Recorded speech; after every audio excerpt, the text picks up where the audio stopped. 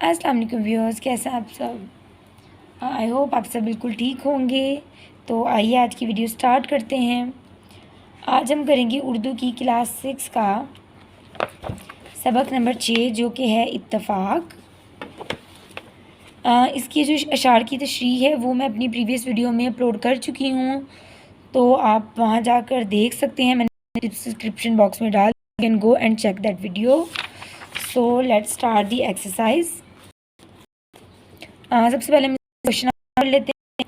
हम मिलजुल कर रहने के नतीजे कैसे होते हैं? हमेशा मिलकर रहने के नतीजे नेक होते हैं।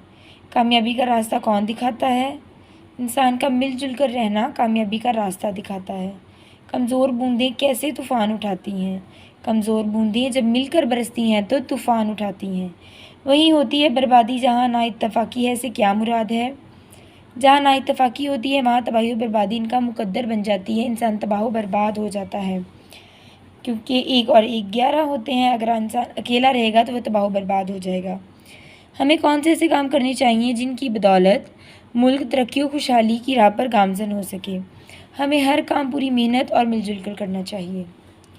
यही एक रास्ता है जिसकी वजह से हमारा मुल्क जो है वो तरक्की की राह पर गामज़न हो सकेगा। आइए मिसरे मुकम्मल करते हैं। हमेशा मिल के रहने के नतीजे नेक होते हैं। यही एका तो रास्ता कामयाबी का दिखाता है। मसल मशहूर है कि दो मिल के भारी हों हज़ारों पर, जो मिल जाती हैं आपस में तो फिर तूफ़ान उठाती हैं। नेक्स्ट इसके कॉलम हैं, तो ये अशार की ही तशरीह है, आप कर सकते हैं, इसको रीड कर लीजिएगा। मिलकर रहने के नतीजे होते हैं नेक। जहाँ दिल एक हो वहाँ क्या होता है? मज़ा। नज़म के मुताबिक मुश्किल वक्त में क्या काम आता है? एका। कि मिलकर हज़ार भारी हो दो। एका हमें रास्ता दिखाता है कामयाबी का। आपस में मिलकर तूफ़ान उठाती हैं बूंदें। नेक्स्ट, मिलाप आपस का है सबसे बड़ी ताकत ज़माने में। इस नज़म के शायर हैं नसीम अमरोही। उसके बाद आई होप आपने ये अच्छे से रीड कर लिया होगा, तो इसके भी हम क्वेश्चन आंसर सॉल्व कर लेते हैं। परिंदे अपना सरदार कैसे चुनते थे? वो मशवरे से अपना सरदार चुनते थे। नालायक तोते के सरदार बनने पर परिंदों की क्या हालत हो गई? बाग पर आफत आ गई और परिंदों और बाग के परिंदों में फूट पड़ गई, मतलब लड़ाई झगड़े होना शुरू हो गए। तोते ने परिंदों की मजलिस में क्या बात की? तोते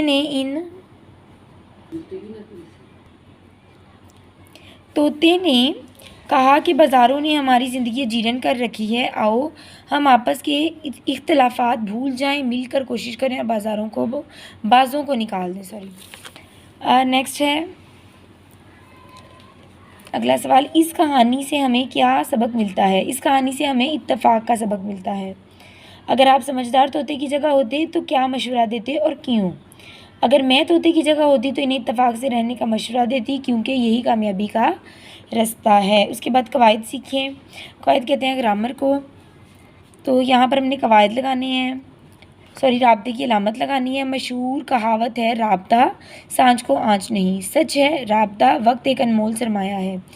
मशहूर ज़रबुल मिसल है राब्ता जैसी करनी वैसी भरनी। कहते हैं राब्ते की अलामत ज़ुबान शीरी मुल्क गेरी। उसके बाद शाबा अल्फाज कहते हैं जो लफ्ज़ एक जैसे दिखाई दें लेकिन सिर्फ उनकी ज़बर ज़ेर में फ़र्क हो, जैसे हिकम, हुकम, सहर, सहर। उसके बाद हमारा जो सवाल नंबर 8 है, इसकी हमने मायने भी लिखने हैं, उनको जुमलों में इस्तेमाल करना है। तो आइए इसको करते हैं।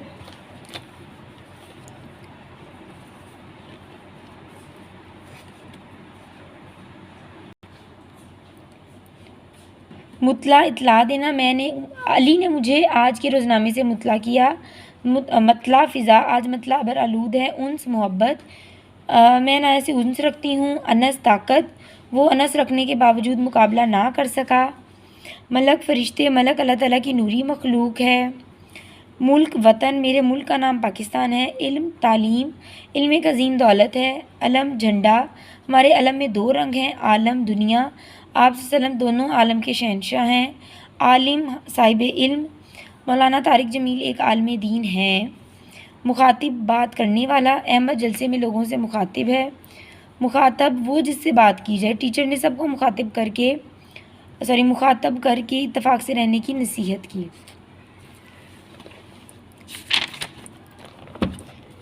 उसके बाद नज़्म का जो मरकज़ी ख्याल है वो आप अशार में से लिख सकते हैं, हर शेर की 2-2 लाइनें बस। उसके बाद हम ये कहानी लिखेंगे। थोड़े से उन्होंने स्टार्ट दिया हुआ है, तो आइए हम ये कहानी अब करते हैं।